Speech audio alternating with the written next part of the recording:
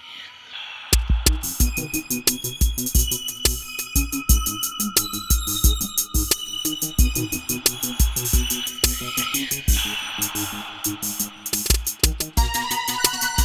everyone. Hi there, I am Keith. And I am Del. And we are Renjeaux, and we listen to cool albums. Del, what are we listening to today? Keith, today we are going to Iceland. Yeah. Bjork's debut album from 1993. Yeah, God, I'm so excited about this. I love this album. I'm so glad that we're doing this one.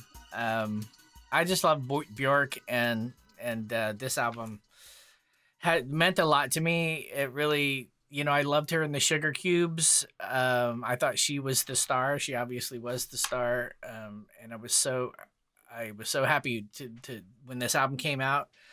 In the 90s, the early 90s was kind of a dearth of music for me, and I remember Kate Bush, Sensual World was like one of my anchors, and this album was one of my anchors. Well, there's her cover, but I found this photo that really, to me, kind of captures her essence sometimes. It's like just off the wild, just freaking happy, man, and just like she's gonna do whatever the fuck she wants, man. Just a spirit, just a full-on spirit. Free, yeah, just a force of nature, man. Right. Her voice, just her voice. But her attitude, man. Her voice is great. But her attitude behind that voice is just fantastic. Love it. I think they go well together, her attitude and her voice. Yeah. Why don't we just get into it, man? Let's get into it. Such a great album, man. The Human Behavior first track here. It's written from the perspective of an animal talking to another animal, going, those humans. Ever get close to a human? You ever get close to a human? And human behavior. And the human behavior. Just get ready to be confused. And me and my head after. There's definitely no logic to human behavior. And yet so irresistible. And me and my fear can. And there is no more uncertainty. Just her vocal performance on this track is outstanding. It's such a great first introduction to who she is. I love the production here. A human behavior. Well, yeah. Nelly Hooper.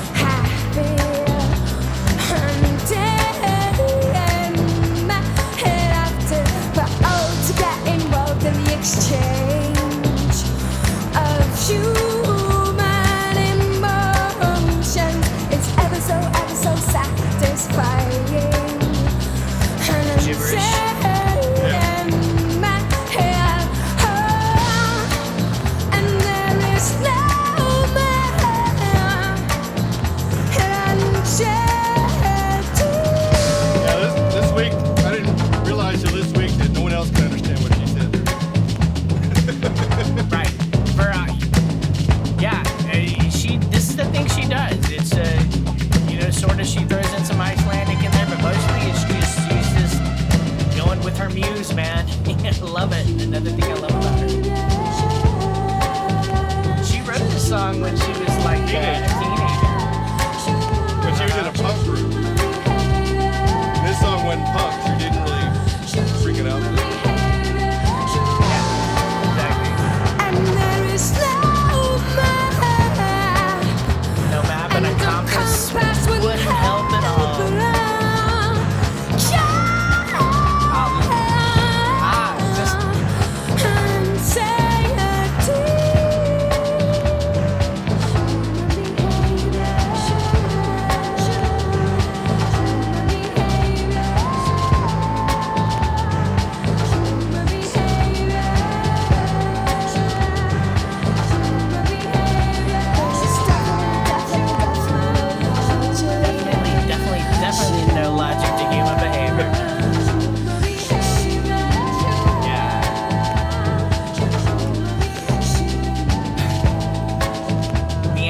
definitely supposed to win in the end, she said.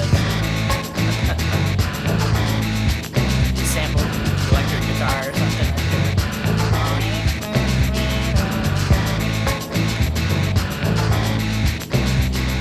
I love this right here.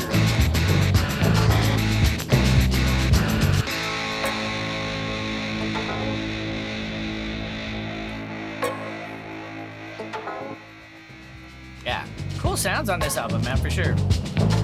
I think Nelly was able. I think she picked the right producer. Nelly for this Hooper, album. yeah. It's definitely about you.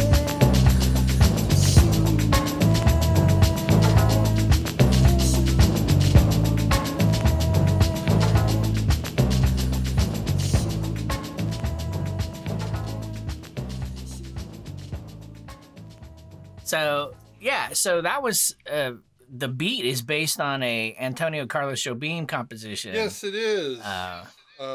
Right? It's just actually a sample from who is it? There's a sample They're coming. Yeah. from the Ray Brown There it is. Orchestra, Right. arranged by Quincy Jones. A Seattleite there. So it's an Antonio Carlos Jobim composition. Right. And of course they cut it off before the James Bond surf guitar gets in there.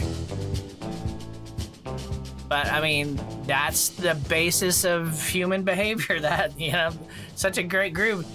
The melody played on the bass line, played on timpani, you know?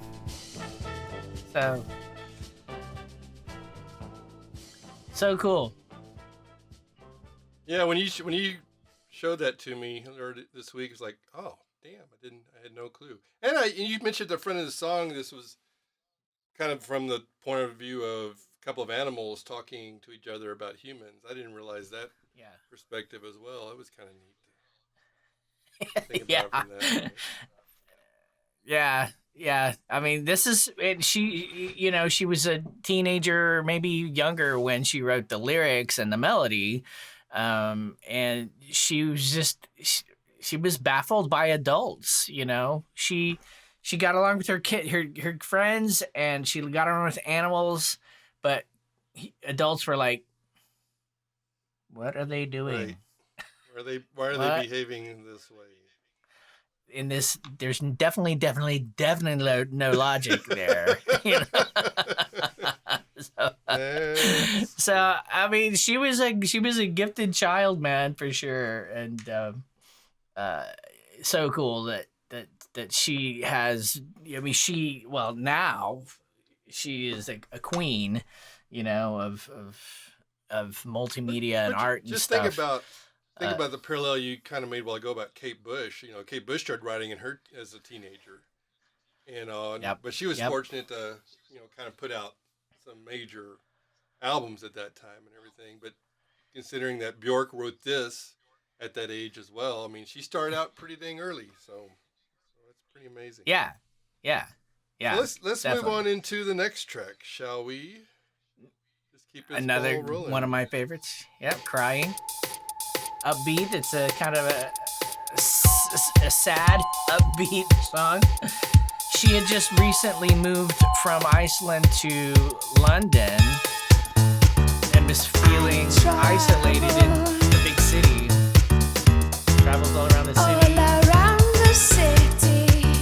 She goes in and out of locomotives all alone.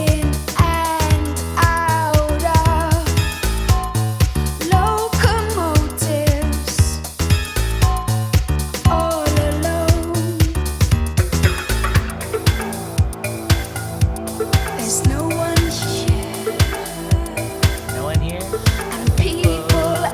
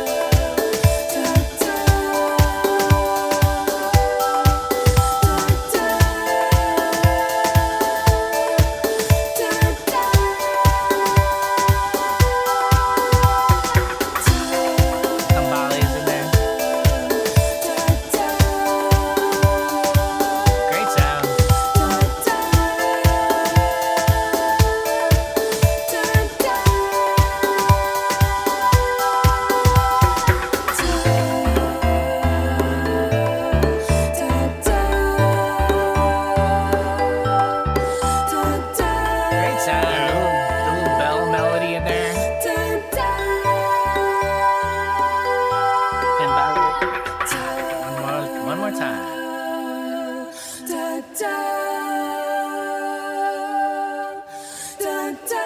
like the acapella Great ending. voice. Love it. And then the Dabali's right at the end. What I love about the production of his album is there's so many creative little things that they're doing, half the time. It's not just, it's a great sound, but it's like just interesting little like that acapella there at the end, Yep. and the Little thing, echo little on the things that Dabali. happened on this album, I think, just totally intriguing to me. And this song, when I was listening to it now this week, I was going, that reminds me of 808 State. And sure enough, I was reading that she actually started composing these songs with a member of With 808 that State, guy. Graham Massey, and she actually sang. And I forgot that she actually sang on a couple of, at least on the album I have, which is XL by 808 State. She sang on a couple of songs on it as well. But I forgot all about that. I was like, oh, that's right. Well, that must have been in 1993 or something, or maybe 92. That album came out in 91. That was when she was kind of hanging out. It was actually Okay. She was into the underground London dance scene, club culture. Yeah. That was Right. kind of what dragged her away from Sugarcubes. That they weren't really doing that kind of thing. They weren't. She was really digging the dance scene. Yeah. Yeah, she just thought that guitar rock was kind of a dead end, and she thought that the real creative stuff was happening in dance music at the time. And I agree with her. I think a lot of people did. It wasn't really until grunge came out that kind of guitar rock sort of made a resurgence. So I the timing of this album, to me, again, in my life too, it was, I was sort of in a dry spot. I was in college and studying music, but really mainly studying music of other cultures and kind of trance musics, not pop music at all. But when this came out, I was just like, Bjork. I love that she's doing this and that she's wailing and she's got this cool electronic producer with her, I mean, it hit me at the right spot at that time Right. too. So one of those albums that, it hit me like I was back in the early 80s, where when I was listening to music, and music is yes, and it was really affecting my life at that point, so this is another kind of life milestone for me.